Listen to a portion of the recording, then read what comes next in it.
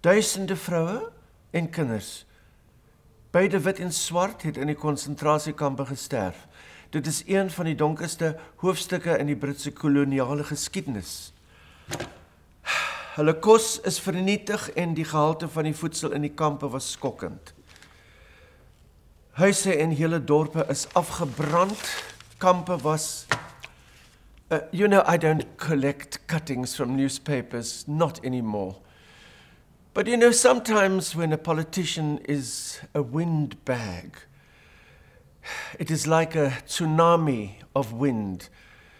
Hits and makes one just stop for a moment and say, wait, please, just wait.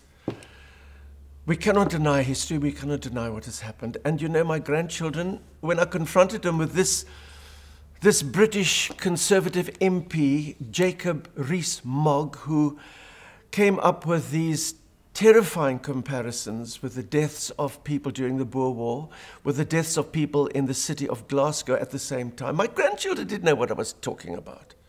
And I had to explain to them that during the Boer War there were concentration camps. And they said, you mean like the ones in the Nazi Germany horror story? And I said, well, no, of course not. And then they went away and looked at television. And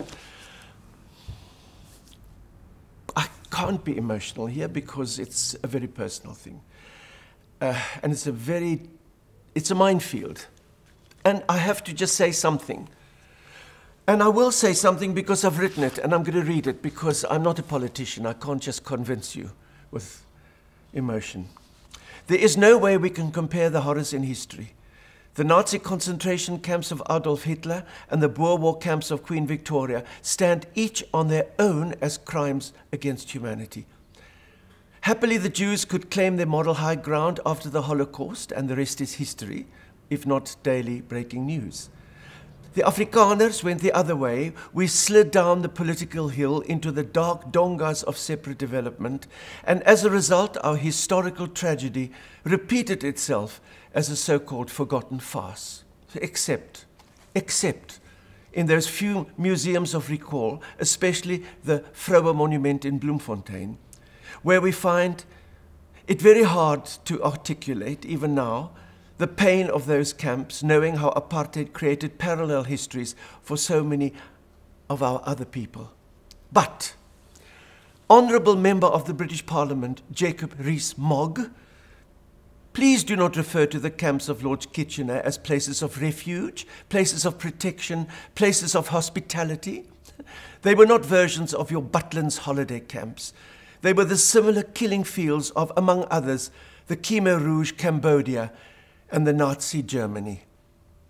Our concentration camps, ironically, were invented by the Spanish in Cuba and then franchised by our colonial invaders with names like Balmoral, Belgravia, Barberton, and Bethlehem.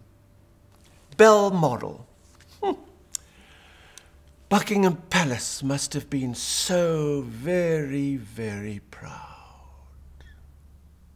Evita, Evita, and you know what we mean.